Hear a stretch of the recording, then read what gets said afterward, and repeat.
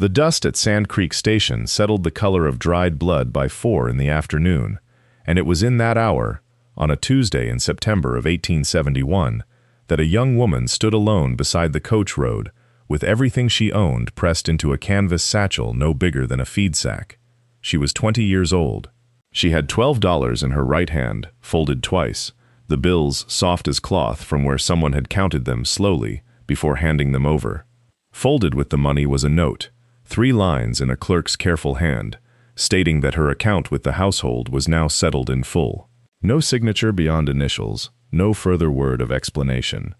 She did not cry. That would come to matter later, though she did not know it yet, standing there with the stage already rattling off toward Santa Fe, in a cloud of its own making, the driver not so much as glancing back. What she carried, besides the money and the note, was a single iron wheel wrench, its handle worn to the shape of a hand that was not her own, though her fingers had long since learned to fit themselves around it the same way. It had belonged to her grandfather, a freight master who had spent the better part of 2 decades hauling goods along that very road before a winter fever took him 3 years before. She kept the wrench the way other young women kept a locket or a Bible. It was heavier than either and colder in the hand, but it was what she had. Behind the station house, past the corral and the water barrel gone green with algae, sat a wagon no one wanted. Fire had taken it. That much was plain, even from a distance. The canvas burned clean away, the box scorched black and split along one seam. The station keeper had mentioned it only once, in passing, the way a man mentions a dead dog he has not yet found time to bury. Nobody had asked its price. Nobody, that autumn afternoon, could have guessed that this burned and abandoned thing would become the axis on which the rest of her life would turn. But that is getting ahead of the telling, and this is not a story that rewards hurrying. There is a great deal to say first about the girl standing at that stage stop with her $12 and her grandfather's wrench, about the years and the man that made her who she was before that Tuesday ever came, and about exactly how a wagon everyone else had already given up for ruined came to hold something worth more than any of them understood. So settle in, wherever you are listening from tonight. Tell us in the comments what town, what porch, what quiet corner you've carried this story into, and let the dust of Sand Creek settle a moment longer before we go back to where it truly begins. Go back now, past the stage stop, past the $12 folded into a hand still young enough to be soft in the palm, back 14 years, to a girl of 6 standing in a dooryard in the territory of New Mexico while 2 wagons of the Santa Fe road creaked past in a heat that shimmered like water where there was none. That was the summer the cholera came through the valley, the way weather comes through, indifferent, unannounced, taking what it wanted and moving on. It took her mother in the space of a single night and her father 4 days later, and by the time the fever broke in the rest of the household, there was a grandfather left standing in a house gone suddenly and permanently quiet, and a granddaughter who did not yet understand that quiet was now the shape her life would take. He did not speak of it much, the grandfather. He was a freight master by trade, had been one for 30 years before that summer, and would be one for 13 more after it. And what grief he carried the way he carried everything, without complaint, without display, folded into the work. The work became, without either of them deciding it plainly, her education. She learned the smell of axle grease before she learned her letters, learned it the way other children learn the smell of bread, thick, dark, faintly metallic, worked into the creases of her grandfather's hands so that even his embrace carried it. She learned the smell of mule sweat in the cool of early morning, sharp and animal and somehow honest, and the particular ring of a hammer finding an iron tire, true against a wooden fellow. She learned to sit on an overturned water barrel at the edge of the wagon yard and watch him work a hub loose, watch the way he read a wheel, the way other men read a face, for what it was hiding, for where the strain would show first. He would talk to her while he worked, not lecturing so much as thinking aloud, the way a man does with someone he trusts to understand him, eventually even if she does not understand him yet. "A wagon tells you everything," he said once, kneeling in the dust with a spoke in his hand, "if you're patient enough to let it." Most men aren't patient. Most men want the road to answer them quick. She did not know. At 6 or 7 or 10, that he was teaching her a trade. She only knew that his hands were steady, and his voice was low, and that the wagon yard smelled of leather and iron and heat-baked wood, and that as long as she was standing in it beside him, the quiet the cholera had left behind did not feel quite so large.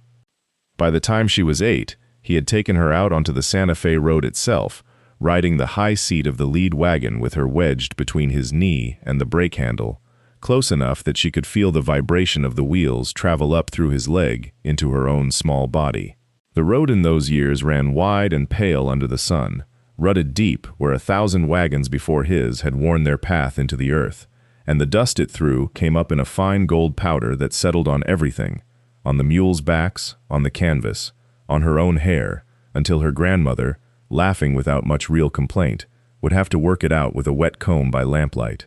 He gave her chores suited to her size, and no smaller than that. She was made to check the grease on the hubs each morning before the teams were hitched,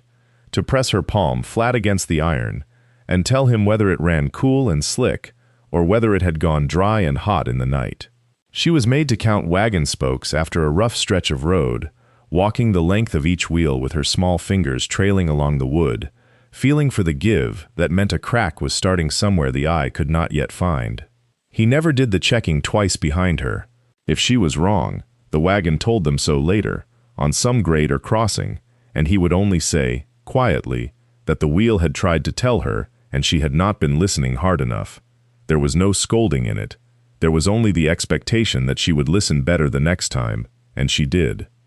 The road had its own weather, distinct from the weather of the house. Mornings that came up cold and violet over the Sangre de Cristos before the sun burned the color out of them by midday. Afternoons that pressed down flat and merciless. Evenings when the wind moved through the sage with a sound like something breathing. She learned the road by its smells before she learned it by its miles. Hot iron, mule sweat, the sour tang of green wood not yet cured, the sweetness of piñon smoke when they made camp near a way station. She learned to sleep to the sound of hobbled stock shifting in the dark, and to wake before her grandfather did, so that she might be standing by the wheels when he came out of the tent, proving without words that she had already begun the morning's inspection. He noticed. He never said that he noticed. But he began, in those years, to ask her opinion on a hub before he gave his own, and to wait, actually wait, for her answer, the way he waited for very few grown men on that road at all.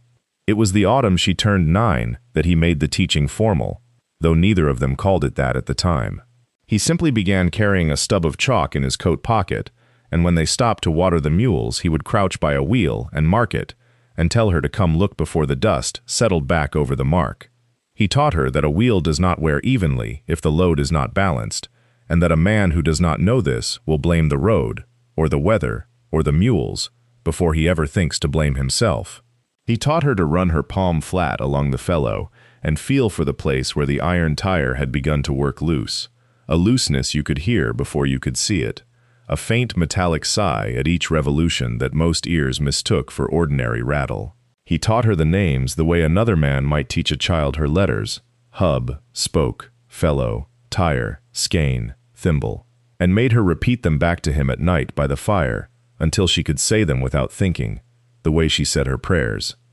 He taught her to judge a load by walking around the loaded wagon slowly, once, before ever taking up the lines, watching how the bed sat against the springs, how the tongue hung, whether the wagon leaned toward one wheel the way a tired man leans on one leg. A wagon, he told her, is honest. It will always tell you the truth about what is inside it, if you are willing to look before you ask it to move. He taught her the vocabulary of the axle, the difference between a thorough brace and a bolster, the particular danger of a dry skein left ungreased through a long dry stretch, how iron remembers heat and cold and holds a grudge against neglect longer than a man ever would. He was patient in a way she did not yet understand was rare, repeating a lesson a third and fourth time, without impatience, as though her learning it correctly mattered more to him than his own convenience. By the second winter of this teaching, she could stand at the wheel of a stranger's wagon at a way station and tell, before the man himself knew it, that his near hind wheel would not see Las Vegas without a new tire set, and she said so quietly, the way her grandfather said such things, without boasting and without apology. The other freighters began to look at her a moment longer than they looked at other children on the road, not with suspicion exactly, but with the particular attention men give to something they cannot quite place. Her grandfather said nothing to them about it. He only handed her the chalk again the next morning and waited, as he always did now, for her to speak first. The wrench came to her on an evening she would carry the rest of her life without ever needing to try, which was itself a kind of proof of how deep it had gone in. It was late October, the cottonwoods along the arroyo gone the color of old coins, and her grandfather had spent the better part of the afternoon rebuilding a wheel hub on a borrowed Murphy running gear behind the wagon yard, working past the point when the light made it sensible to keep working. When he finally straightened, he did not go to the toolbox where the wrench usually lived, wrapped in a scrap of oiled canvas among the other iron. He went instead to the small trunk beside his cot, the one she had never once seen opened, and took out a wrench she did not recognize, though it was plainly kin to the ones she knew, heavier in the head, the jaw worn to a particular smooth curve, the handle darkened near black from a hand that had held it every working day for longer than she had been alive. He told her, without ceremony, that it had come west with him from Missouri in 1849, bought new from a blacksmith in Independence, who was dead now these many years, and that it had turned more nuts and set more tires than any other tool he owned, including the ones with prettier handles and newer names stamped into them. He said a wrench like this did not care about a man's opinion of himself. It only cared whether the hand holding it knew the difference between a quarter turn and a half turn, between metal that needed persuading and metal that needed force, and that most men who called themselves freighters never learned that difference in a whole lifetime on the road. He put it in her hands and told her to feel the weight of it before she said anything, and she did, standing very still in the cooling air, with the smell of wood smoke and cottonwood coming off the yard behind them. He said a wrench was only as good as the hands that knew what it was for, and that iron without understanding was just dead weight a man carried out of habit, and that he had watched enough freighters die slow deaths of debt and ruin holding good tools they never once understood. He said he was not giving it to her because she was his only kin left worth the giving, though she was, but because she had already, without being told, begun to understand what it was for. She did not answer him. She only closed her hand around the worn curve of the jaw, feeling how it had already shaped itself, over 20-some years, to fit a grip that was not yet her own, and understood, without either of them saying so, that it would be. The years that followed were not marked by any single lesson, but by the slow accumulation of 100 small corrections, the kind a girl forgets individually, and only recognizes later as a shape, the way a riverbed is not carved by one flood, but by every ordinary season of water passing over the same stone. He would set her to greasing a hub and stand back with his arms crossed, not offering the answer when she packed the tallow wrong, only asking her to run her finger along the collar again and tell him what she felt. She would find the grit she had missed. She would repack it.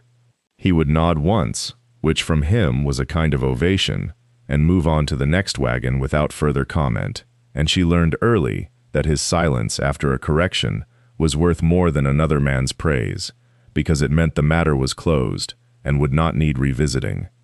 There were failures enough to keep her humble. She snapped a linchpin her first summer by forcing a wheel onto an axle that had swollen wrong in the heat, and he did not raise his voice, only had her sit with the broken pin in her palm until she could explain to him exactly what had happened and why, in the plain language of wood and iron and weather, until the explanation satisfied them both. She misjudged a load ratio once and watched a wagon lean dangerously on a grade outside Las Vegas, and he let her feel the fear of that lean all the way down the hill before he said a single word about how to read a manifest against an axle's true capacity. He believed, and told her once, that a mistake walked all the way through was worth 10 mistakes merely explained. It was in her 15th year, on a wagon brought in off the Cimarron cutoff with a wheel that wobbled in a way none of the other men standing around it could name, that she knelt in the dust, laid her palm flat against the hub, and felt beneath the paint and grime a hairline seam that should not have been there. She did not announce it, she only looked up at him, and he came and knelt beside her without being asked, and pressed his own thick fingers to the same spot, and after a long moment said only, "That's the crack then," not a question. He did not praise her. He straightened, dusted his knees, and told the driver the wheel would need replacing before it reached Raton, as though the diagnosis had simply arrived on its own, the way weather arrives, and she understood that this quiet crediting of the fact itself, without her name attached to it, was the truest form of pride he had to give, and that she would rather have that than any speech a lesser man might have made over her. The winter that took him came in slow, the way the worst ones always did along that stretch of the territory, not with a single hard freeze, but with a week of gray skies, and a wind that found every gap in the boards of the house. He had complained of nothing at first, only a tightness in the chest he called a wagon rib, an old man's joke about creaking parts, and she had laughed because he wanted her to. By the second week he did not rise from the bed before noon, and by the third, the doctor who rode out from town pressed his ear to her grandfather's back and said the word pneumonia in a voice that tried to sound like it was not a sentence. She sat with him through the worst of the nights, feeding the stove until her hands cracked from the dry heat and the cold both, and it was in that sick room, thick with the smell of camphor and wood smoke, and the sour breath of a body fighting something it could not see, that he kept teaching her, because he did not know how to do anything else with the hours he had left. He would not let illness be a reason to stop. Propped against pillows gone gray with washing, he had her bring the smaller tools to the bed one at a time, and he named their faults with his eyes half closed, telling her which griping wrench had a jaw sprung too wide from a fool's misuse, which all had been reground so many times it would soon snap in cold weather, which of the harness buckles in the tin by the door were worth keeping, and which were only worth their weight in scrap iron. His voice had gone thin as paper, but the instructions did not soften. He made her repeat back the load ratios for a 6-mule team on grade, made her recite them twice when she rushed the numbers, and when she stumbled, he did not comfort her, only waited, patient as stone, until she found the figure herself. Once, near the end of a long afternoon, she asked him why he would not rest, and he turned his head slowly on the pillow and told her that a man could rest when the work was finished, not before, and that the work he had left in this world was not a wagon at all, but her, and that grief spent looking backward was time stolen from the only direction that mattered. She did not fully understand it then, only felt the words settle into her the way cold settles into iron, permanent and quiet. On the morning of the 4th week, the wind dropped for the first time in a month, and the house went still, in a way that frightened her more than any storm had, and she understood, kneeling beside the bed with his hand growing lighter in hers, that the lessons were not finished so much as they had simply run out of time to be given, and that whatever remained unsaid would now have to be found by her alone, out on the road, the way he had always meant her to find it. They buried him on a Tuesday, in ground still hard enough at the edges that the men had to work the pick before the shovel, and she stood at the grave in her one dark dress with the wrench already in her coat pocket, because she had taken it from the drawer beside his bed, before anyone thought to ask what should be done with his things. No one asked. That, more than the burying itself, was the first sign of what was coming. The neighbors who came with bread and boiled ham spoke of him kindly, and then spoke around her, as though a girl of 17 were a piece of furniture that would need to be moved, but did not yet need deciding upon. The deciding came within the month, in a letter from her older sister, married 4 years by then, to a bookkeeper who kept the accounts for a freight office 200 miles east, in a town of clapboard buildings and a single brick bank that the sister's letters always mentioned with a kind of pride. The letter was polite. It used the word duty twice and the word arrangement once, and it enclosed enough money for a coach fare and nothing more, and it did not ask whether she wished to come, only when she would arrive. The brother-in-law met her at the depot himself, which she took at first for kindness, and later understood to be efficiency. He did not like loose ends standing about in public where they might be seen before they were properly filed. He was not unkind to her in the house. He was, if anything, correct, in the way a man is correct with a column of figures that must be made to balance by supper. He gave her a small room off the kitchen, and told her, the first evening, over a ledger he did not close even while speaking to her, that she would be fed and housed as family, and that in exchange she would help with the household accounts and the mending, and that this was, he said, turning the page, a fair arrangement for all concerned. She learned, in the months that followed, to recognize the particular sound he made when totaling a column, a small exhale through the nose, satisfied, final, and she came to understand that he made the same sound, once, quietly, the evening he calculated what her keep had cost the household over 3 years, against what her labor had returned to it, and found the number pleasing. He never said this aloud. He did not need to. She saw the figure upside down on the page, the ink still wet, and she understood that she had become, in that house, not a sister's sister, but an entry, patient under one column, waiting to be closed under another, and that the closing, when it came, would arrive with no more heat in it than the number itself. The freight office sat behind the house, a low adobe building with a tin roof that ticked in the heat like something counting its own seconds, and it was there, among the ledgers and the manifests and the wagons brought in for repair, that she spent the better part of those 3 years, though no one had asked her to, and no one thanked her for it.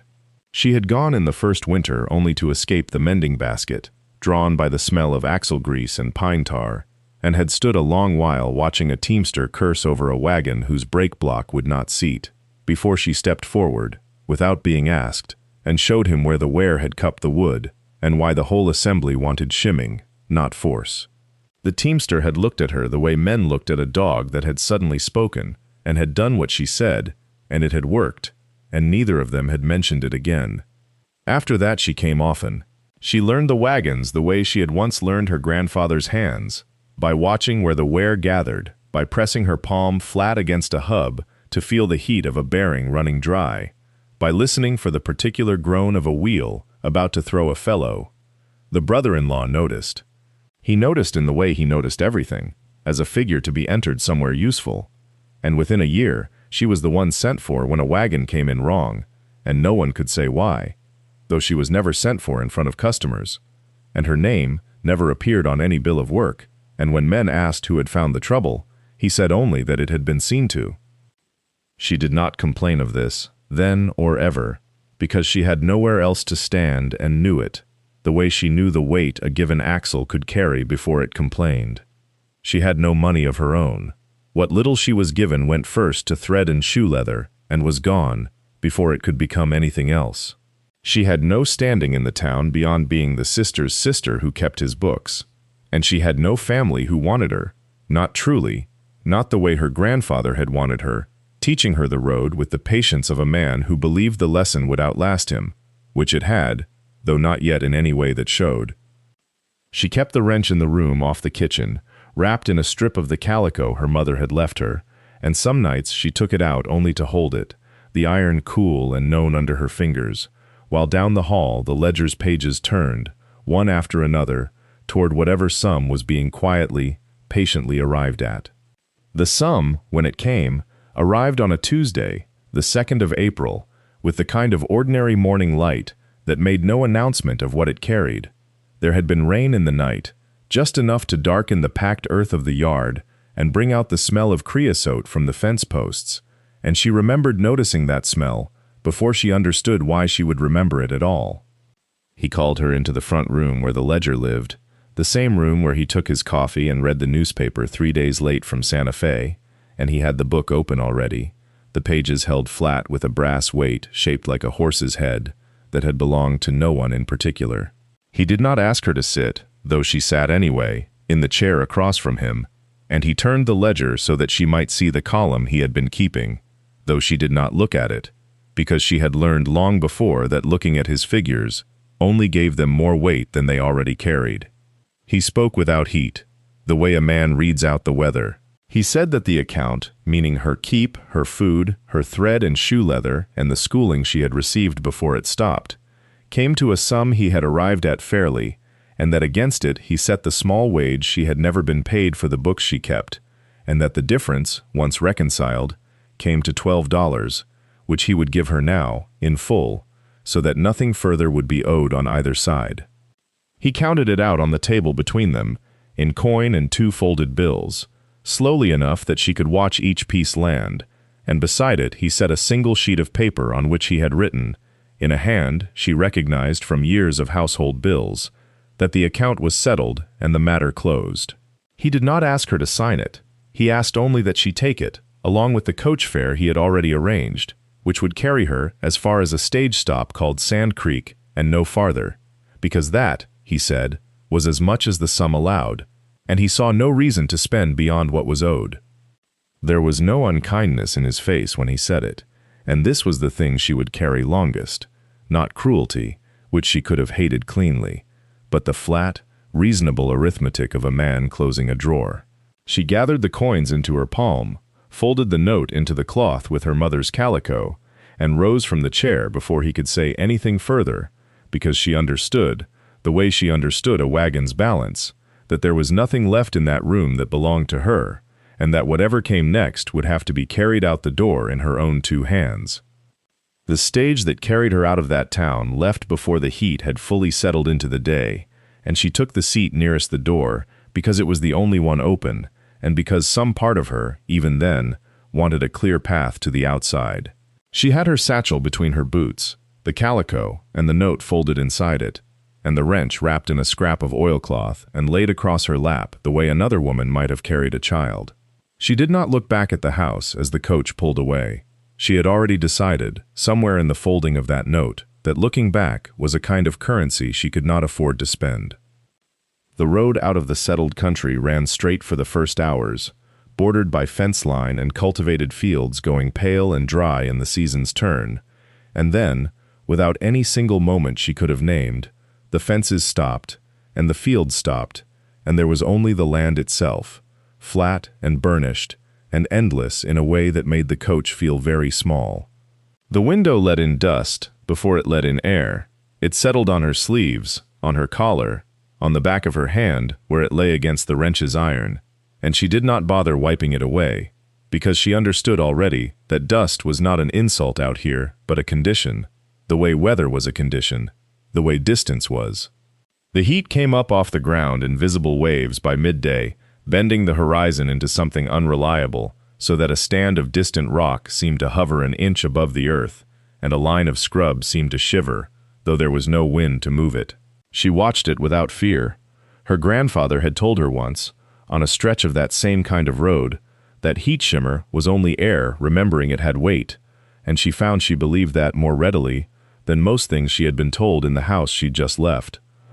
There were no other passengers to speak of, a drummer who slept against his own hat, a woman traveling to kin who asked no questions and offered none, and so the miles passed largely in silence, broken only by the wheels finding the ruts other wheels had worn before them, a rhythm she found herself reading the way she had once read the sound of her grandfather's freight wagons coming up the road toward the yard, axle and hub, and iron tire all speaking a language only the attentive ever bothered to learn. By the second day she had stopped counting the hours and started counting instead the small, practical facts of her own situation: $12, 1 satchel, 1 wrench, no name waiting for her at the other end of the line, and found, to her own quiet surprise, that the arithmetic did not frighten her. It simply told her what she had to work with. The coach rattled on toward Sand Creek, and the land did not soften to receive her, and she did not ask it to. The stage stop at Sand Creek announced itself before it was properly seen.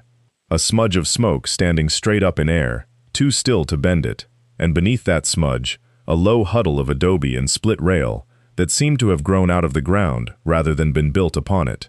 The driver called down the name of the place as though it were an apology, and the coach slowed, and the woman traveling to kin gathered her basket, and the drummer woke as if by some inner clock, and reached for his hat before he reached for anything else.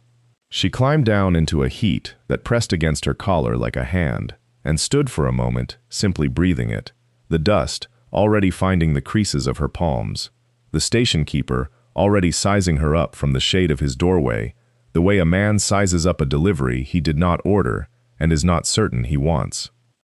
He asked no more than her name and whether she was continuing on, and she told him she was not, and something in his face settled into a kind of resigned neutrality, as though he had catalogued 100 such answers before hers, and found none of them his concern. He showed her where she might sit, where she might draw water, and it was in walking that short distance from the coach yard to the well that she first saw it. Behind the station, past a sagging corral rail, half-shadowed under the eave of a lean-to that had itself seen better years. A freight wagon, or what had been one. The canvas top was gone entirely, burned to some memory of itself, and the box behind the seat stood open to the sky, with its planks scorched black and split, like the skin of something left too long over a fire. Soot had climbed the spokes of the wheels and blackened the tongue where it lay propped against a post, and the whole of it wore the look of a thing everyone had agreed, without needing to say so aloud, was finished. She did not go closer just then. She only stood at the well with the dipper in her hand, not drinking, looking at the wreck the way a person looks at a word in a language they have not spoken in years, but have not forgotten either, waiting for the meaning to surface on its own. The station keeper, following her gaze, spat once into the dust and said the thing had come in on a bad night some months back, half its freight lost with it, and that he'd have hauled it off for scrap already if scrap were worth the trouble of hauling. She said nothing to that. She only kept looking, past the char and the ruin, at the wheels themselves, at the iron tires still gripping true, at the axle beneath the blackened box, sitting level and unsprung, and felt, for the first time since the coach had left her sister's yard, the particular quiet of a mind beginning, without her quite permitting it, to add up figures of its own.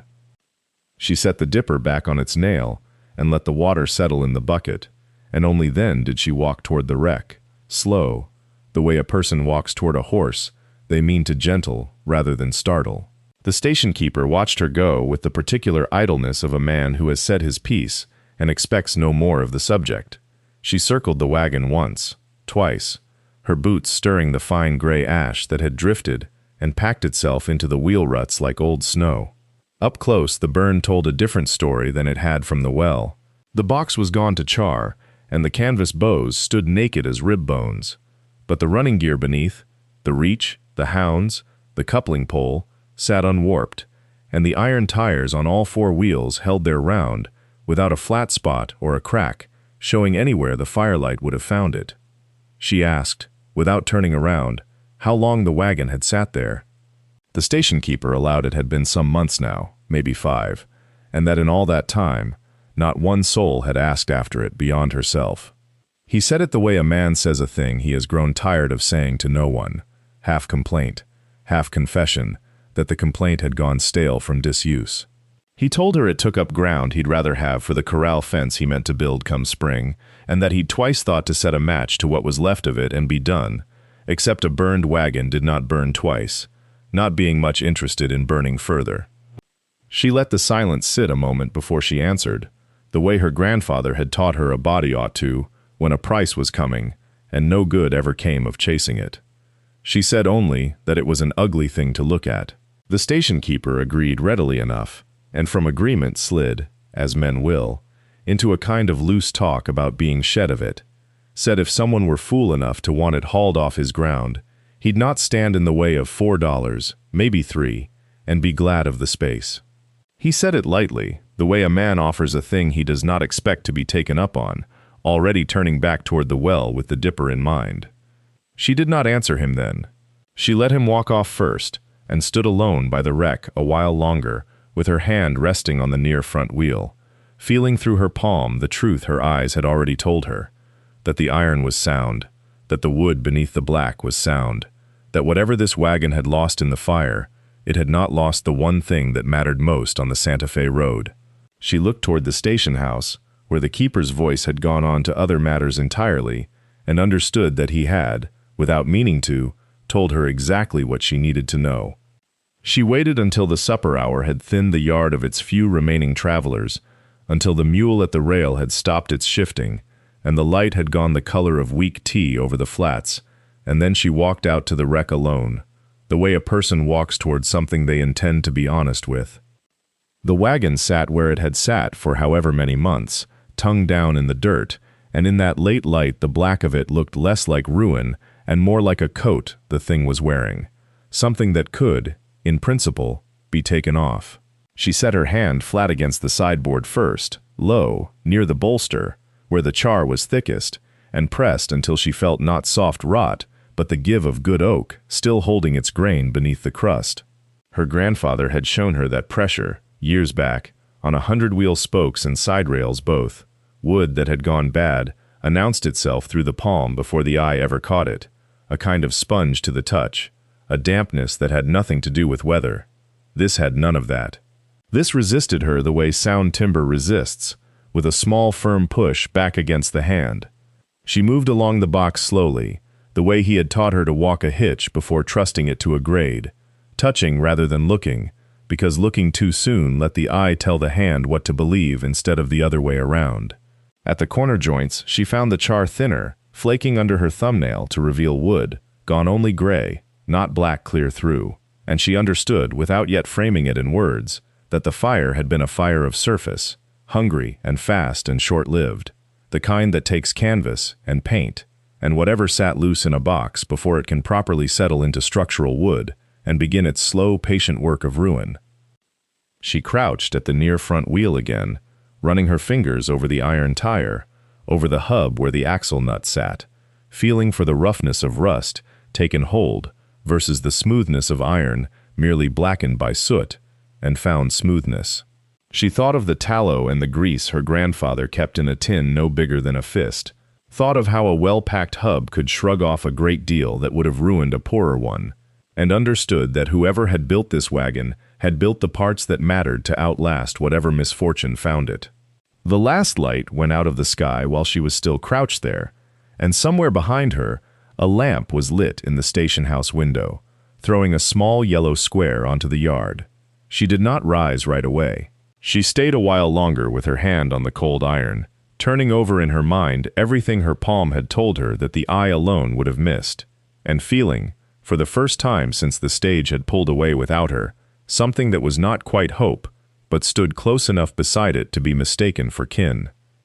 In the morning she came back to it with the light behind her instead of ahead, which her grandfather had always told her was the only honest way to look at ironwork, for the sun, thrown from the wrong angle, would flatter a crack into a shadow and hide it from a careless eye. She walked the length of the running gear from front bolster to rear axle, and she made herself go slow, the way he had made her go slow at 8 years old, when she wanted only to run her hand once over a hub and call the inspection finished. A wagon does not tell you its whole truth in one touch, he used to say. It tells you a little at a time, and only to someone willing to stay long enough to hear the rest. She found the front axle first, and it was true, not merely straight to the eye, but true under the string she stretched from hub to hub, no bow in it, no place where old strain had bent the iron even a hair's width from where it ought to sit. The trussing beneath it, the iron rods that carried the weight down through the axle instead of letting the wood bear it alone, showed the same blackening as everything else, but when she scraped a thumbnail across the metal, the scale came away in flakes, no thicker than a page of newsprint, and beneath it, the iron was sound, dense, unpitted. She thought of every wagon she had seen abandoned along the road in her 20 years, sun-silvered wood and rusted-through iron both, and she understood that fire and neglect did not ruin things in the same way, and that a wagon left to rot for a decade would have told a far worse story than this one told after a single night of flame. The rear hubs held her longest. These were the iron-shod kind her grandfather had spoken of only a handful of times, always with a note in his voice she had taken then for pride and understood now, kneeling in the dust with her own hands on the metal, for something closer to reverence. Hubs built heavier than the ordinary trade required, packed deep enough with grease that a fire burning off canvas and paint and the wooden box above would scarcely touch what sat protected within. She worked the wheel by hand and felt it turn without complaint. No grinding, no catch, the axle nut still snug beneath a crust of soot she brushed away with her sleeve. She sat back on her heels in the yard and looked at what was left of the wagon, the black ribs of the box standing up like something picked clean, the canvas bows bent and burned to char, and understood plainly, in the way her grandfather had trained her to understand a thing rather than merely hope it, that the fire had taken only what could be replaced. The bones beneath had not simply survived, they had been built, long before that fire ever found them, by someone who had known exactly which parts of a wagon deserved to outlast its worst day. She rose and wiped her palms on her skirt, and went to find the station keeper where he sat in the shade of the porch overhang, whittling at nothing in particular the way men do when they want to look occupied without the trouble of occupation. She told him she would take the wagon off his hands. He did not look up right away. When he did, there was already the beginning of that pity in his face, the look of a man watching someone about to be foolish and deciding it was not his place to stop her. He named a price of $6, generous by his own accounting, since he considered himself charitable for asking anything at all for a ruin that had done nothing but sit in his yard collecting dust and reminding travelers of a fire nobody liked to discuss. She did not argue the wagon's worth. She argued instead its condition, the burned box, the missing canvas, the work it would take any sane buyer to make it fit for a single mile of freighting, and watched him nod along, agreeing with his own poor judgment without recognizing it as such. They settled at $4, and he seemed almost surprised to have gotten that much, as though she had done him a favor by taking the trouble of it away from him. A pair of men near the corral had stopped to watch, the way men at a stage stop will watch anything that breaks the monotony of waiting, and one of them said something low to the other that she did not catch the whole of, though she caught enough, a word like sport,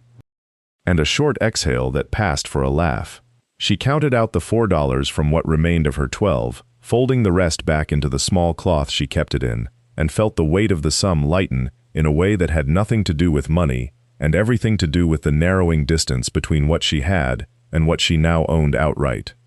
The station keeper took the coins without ceremony, the way a man takes payment for something he has already forgotten the value of, and told her, not unkindly, that she was welcome to whatever was left of it, blackened box and all, and that he wished her luck, though his tone suggested he did not expect her to need much of it before she gave the whole venture up as a bad bargain. And she thanked him and turned back toward the wagon standing alone in the yard, its ribs black against the pale dirt, its wheels sound beneath a season of neglect and a single afternoon of fire, neither of which had reached the parts that mattered. Behind her, the men at the corral had already lost interest, their attention returning to the stage road and the dust that might, eventually, announce something worth watching. She did not mind being forgotten. She had learned, across 4 years of a workshop that smelled of oil and cedar shavings, that the things worth knowing were rarely the things anyone else thought to look at twice. She spent the better part of that first week doing what her grandfather had always said was the least glamorous and most necessary part of any repair, clearing away what the fire and the years had left behind before she could see what remained to be saved. She worked with a stiff-bristled brush and a flat-iron scraper he had shown her how to use on 100 other wagon beds in 100 other yards, back when she was too young to understand why he insisted the cleaning mattered as much as the mending. Ash first, he used to say, then splinter, then rot, and only then do you know what you are actually looking at. She had not thought of that particular lesson in years, and it surprised her, kneeling in the wagon bed under a sky gone the color of weak tea with the day's heat, how completely her hands remembered the motion, though her mind had let the words go soft with disuse. The floorboards nearest the tailgate had taken the worst of it, warped and blistered where the canvas had burned longest and hottest, and it was there, working the scraper along a seam that would not give the way the others had, that she felt the wood resist in a manner that had nothing to do with warping. She stopped. She ran her palm flat across the boards, the way he had taught her to feel for a hidden crack in an axle before her eyes could confirm it, and found beneath the char a seam too straight, too deliberate, to belong to the wagon's original construction. It took her the better part of an hour with a pry bar, and more patience than force, to lift the board free without splitting it, and when she did, the space beneath the wagon bed was not the packed dirt and rock she expected, but a shallow compartment built into the frame itself, the kind a careful freighter might construct for papers, or coin he did not wish disturbed by weather or thieves. Sitting in that compartment, undisturbed by the fire that had scorched everything above it, was a strong box no larger than a bread loaf, its iron sides dulled to the color of old rain, its lock crusted with rust, but whole, unbroken, the hasp still seated exactly as some hand had last closed it. She did not touch it right away. She sat back on her heels in the settling dust, and looked at it the way her grandfather had taught her to look at anything unfamiliar before laying a hand to it. Not with excitement, but with the particular stillness of a person trying to understand what she did not yet understand. The light was going long and gold across the yard, and somewhere behind her, a horse stamped once against the quiet, and she thought, with a calm that surprised her more than the discovery itself, that whatever this was, it had been waiting a long time for someone patient enough to find it. She let the evening settle around her before she moved again, and when she finally reached for the strongbox, she did not force it. She carried it to the workbench inside the shed, set it beneath the lantern hook, and went to her grandfather's kit for the tools he had carried on every haul for 30 years. A thin, flat pry bar worn smooth at one end, a small brass-headed hammer, a vial of oil he had always sworn worked better than any curse word on a stubborn lock. She oiled the hasp and let it sit the way he had taught her to let a frozen bolt sit, patience being cheaper than force and far less likely to break something that could still be saved. Only then did she work the pry bar into the seam, easing rather than wrenching, feeling the rust give in small increments, the way ice lets go of a wagon wheel, 1 degree of thaw at a time. The lock surrendered with a sound like a dry cough, and the lid rose an inch, then stopped, swollen with old damp air trapped inside since before the fire. She lifted it the rest of the way with both hands. Inside lay a stack of papers, singed brown at the edges but whole beneath,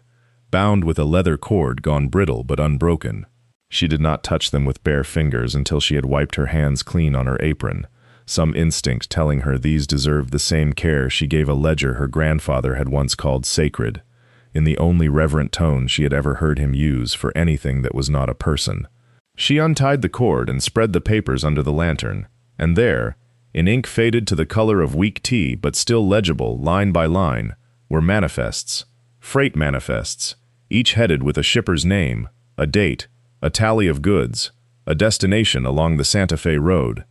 She counted them twice to be certain. 11 names, 11 consignments of goods, loaded and paid for, and never delivered, frozen in the moment the fire had taken the wagon, and, it seemed, whoever had been driving it. Flour, tools, bolts of cloth, a crate marked medical supplies in a hand grown careful with the importance of what it carried. Real people, she thought, who had paid good money and were still, all these years later, owed something. She sat with that thought a long while, the lantern burning low, the desert outside gone fully dark, and understood that the wagon had given her more than lumber and iron to rebuild. She let the thought sit there in the lantern light, the way a man might let a coin sit on a counter, before deciding whether it was his to pick up. The law, as she understood it from listening to freight agents talk in station house doorways, was not unkind to a finder. A wagon burned and abandoned on the open road, its goods unclaimed for years, its owner gone or dead. Such a thing passed, by custom, if not always by statute, into the hands of whoever had the grit to salvage it. Nobody would come asking. Nobody could prove a claim 4 years cold. Not out here, not on a road where fires and men both had a way of disappearing without paperwork. She could sell the flour and the cloth and the tools in the nearest town, quietly, a wagon load at a time, and no one would blink. $12 had bought her out of one life. This might buy her into another, faster than 4 months of splicing wood and truing hubs ever would. She turned the largest manifest over in her hands, the one marked medical supplies, and thought of the hand that had written it, careful, unhurried, a man or woman who had taken the trouble to specify quantities, down to the dozen, because someone downstream was waiting on them. She thought of her grandfather's voice, not scolding, never scolding, just quiet in the way he was quiet about the things that mattered most to him. A manifest is a promise written down, he had told her once, tapping a ledger with one blunt finger. Man forgets his promises. Paper doesn't. She sat with that a long while, the lantern guttering, and understood that selling the goods would not be theft exactly, not in the eyes of the law, but it would be a kind of forgetting she was not willing to practice. Somewhere along this same road were 11 people who had paid honest money for goods and had long since stopped expecting them, who had perhaps written the loss into their own ledgers as a lesson never to trust a freight line again. She thought of what that kind of loss did to a small trade, how it curdled a man's willingness to believe in strangers who promised safe delivery. She folded the manifests back along their creases, retied the cord, and set them apart from the rest of the salvage, in a place of their own, the way her grandfather had once set apart the books he would not let dust touch. She would find them, she decided, every last one. The rebuilding began the following morning, and it did not begin with the wagon at all, but with a walk to the station keeper's shed to ask what seasoned oak might be had within 20 miles, and at what price, and whether he knew a man who still steamed fellows the old way, instead of sawing them thin and calling it good enough. She learned that a freighter 3 days north kept a stock of white oak cut 2 winters past, dry enough to trust, and she spent 11 of her remaining dollars on planking she carried back herself, a little at a time, on a borrowed handcart, because she would not put the new wood on credit against a wagon that did not yet exist. She worked from first light until the heat drove her under the shade of the lean-to, and again from the cooling of late afternoon until she could no longer see the grain of the wood by lantern light. She did not rush the sideboards, though rushing would have cost her nothing anyone else could see. Her grandfather had taught her that a board fitted in haste would announce itself in every rut for the next 10 years, working itself loose exactly when the load was heaviest and the road farthest from help, and she built as though he were standing behind her, arms folded, waiting to be shown the joint before she pegged it. She relearned, in her hands, things she had only watched him do as a girl: how to gauge the swell of green wood against dry, how to true a wheel by eye before ever laying a straight edge to it, how much slack a hub wanted so it would not bind on a summer afternoon, nor seize on a frosted one. The wrench came out of her satchel each evening and went back in each night, and somewhere in the second month she noticed the leather wrap on its handle had begun to darken with the oil of her own palm, the way it had once darkened with his. She did not think of the labor as grief, though it was that, nor as penance, though some part of it may have been that too. It was simply the one language she had left in which to speak to a man 4 years dead, board by board, peg by peg, the wagon rising back into itself under her hands, the way something ruined does when someone refuses, quietly and without ceremony, to let it stay ruined. When the wagon stood finished at last, wheels true, axles greased, the burn scars sanded to a dull honesty rather than hidden under paint, she turned to the 11 names in the manifest box, the way her grandfather had once turned to a ledger before a long haul, not eager, not impatient, but methodical, as though the names themselves were freight to be weighed and sorted before anything moved. She wrote first, careful letters in a plain hand, addressed to feed merchants and dry goods men, and one church mission in a settlement she had to find on an old freight map because it no longer appeared on any newer one. She gave no promises in those letters, only facts, a manifest number, a description of goods, a date 4 years gone. She had learned that much from him too, that a man trusts a stranger faster when the stranger asks him to check his own books rather than simply take her word. Most did not answer. She had expected that. Mail moved slow and suspicion moved faster, and a woman writing alone about lost freight from a wagon everyone along that road remembered as burned was not, she understood, the easiest claim to credit. So she went herself, town by town, the wagon rolling empty ahead of the goods it would eventually carry, her grandfather's wrench riding in the box beneath the seat where her own hand could find it without looking. She learned to read a town the way he had taught her to read a stretch of road. The state of its fences told her whether the harvest had been good or lean. The traffic at its livery told her whether freight moved through regular or seldom, and the manner of the clerk behind the counter told her, before she ever opened her mouth, whether he would want proof or would simply want her gone. She carried the manifest pages folded flat against her chest, beneath her coat, not from secrecy, but from habit, the way he had once carried his own accounts close on cold mornings so the ink would not crack. The first shipper she found was a hardware merchant in a town 2 days south, a heavy-set man with flower-white eyebrows, who listened to her account with his arms crossed and his mouth set in the patient disbelief of a man who has been swindled before by better talkers than her. She set the manifest page on his counter, the number matching his own copy still filed in a drawer he had to search 20 minutes to find, and watched his face change slowly, the way ice changes on a pond before it finally gives. He asked her, when he had recovered himself, how she intended to be paid for goods he had long since written off as lost. She told him the only figure she meant to charge was the freight itself, honestly reckoned, nothing more. Not the value of the goods themselves, and certainly nothing for the 4 months she had spent putting a burned wagon back together board by board, so that the freight might travel at all.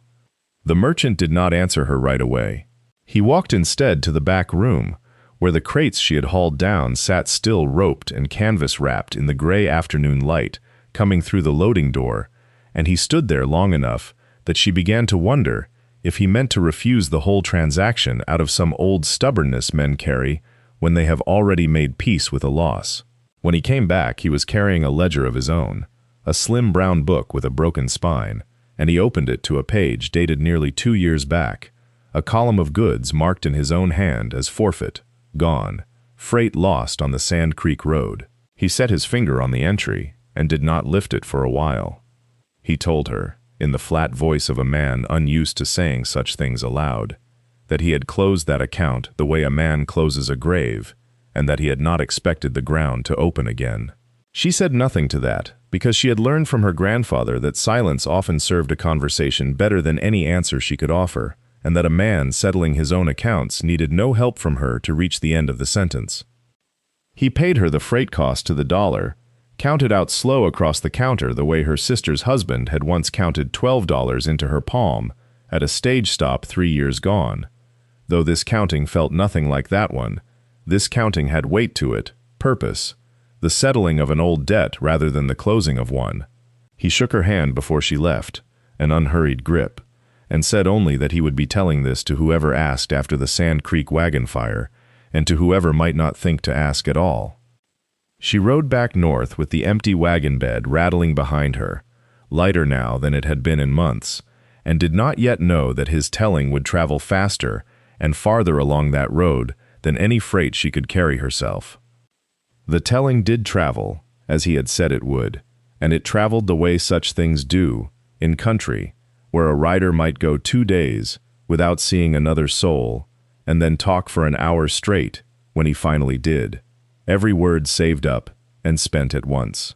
It moved through stage stops and stable yards, through the mouths of men who had never met her but had heard from a man who had, and it arrived, by the turn of the following spring, in places she had never driven her wagon at all. She began to notice it first in small ways, a shipper at a crossing who addressed her by name before she had given it, a station master who waved her through without asking to see her manifest, having already heard what manner of manifest she kept.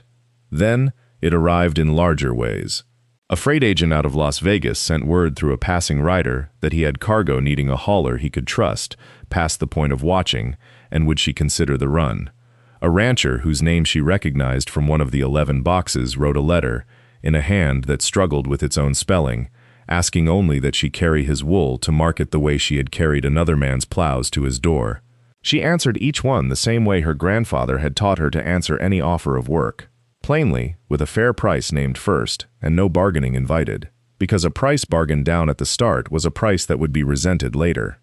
By the time the cottonwoods along the river had gone from green to gold again, she was turning away more freight than she could carry alone, and she understood, the way she understood the pull of a hill before her team ever felt it, that the refusing was its own kind of waste. She found the man she hired the way her grandfather might have found him, not through advertisement but through watching, at a stage stop, how carefully he checked his own gear before checking anyone else's, how he crouched to look under a wagon before he ever climbed up onto it. He was younger than her by 2 years and slower to speak than she was, which she took as a fair trade for a man who would be minding a second wagon on her behalf. She taught him herself, over 3 weeks, the things that could be taught in 3 weeks, and left the rest for the road to teach him, the way the road had once taught her, mile by mile, with no patience for a man who would not listen the first time. By the spring of 1874, 3 wagons carried her name along the Santa Fe Road, though she had never once painted it on the boxes the way other outfits did, preferring instead the small iron mark she had welded onto each hub, a mark no one but a freight man would ever think to look for, low on the inside of the rim, where only a hand checking for wear would find it. She had learned, without anyone telling her, that a reputation built quietly outlasted one that was announced.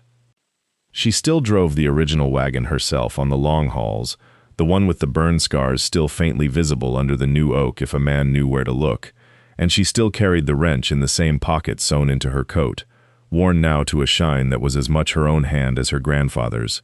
the grip smoothed into a shape that fit no one else's fingers quite so well. She had thought, in the early months, that what he had left her was the wrench itself, or the knowledge of axles and hubs and load ratios that came with it, and it had taken her the better part of 3 years to understand that this was only the visible part of the inheritance, the part a person could hold up and point to. The rest of it, the patience to sit with a broken thing until it told her what it needed, the refusal to take more than was owed her, the plain stubborn belief that a thing done honestly would eventually be recognized, that had no name, and could not be handed across a table the way $12 had been handed to her on a Tuesday morning outside a stage stop 3 years before. She passed that stop sometimes still, on the northern route, and did not slow for it, though she would look at it the way a person looks at a door they no longer need to open. The station keeper who had sold her the wagon for $4 had long since moved on, and the building itself had begun to lean the way old buildings do, when no one is left to care whether they stand or fall. The road ahead of her ran on past where the light gave out, the way roads do, toward towns not yet built and freight not yet loaded, and she did not know, any more than her grandfather had known on his last winter, exactly how far it would carry her. She only knew that she meant to keep driving it, mile by mile, the way he had taught her to, and that whatever came next, she would meet it with her own hands, and be glad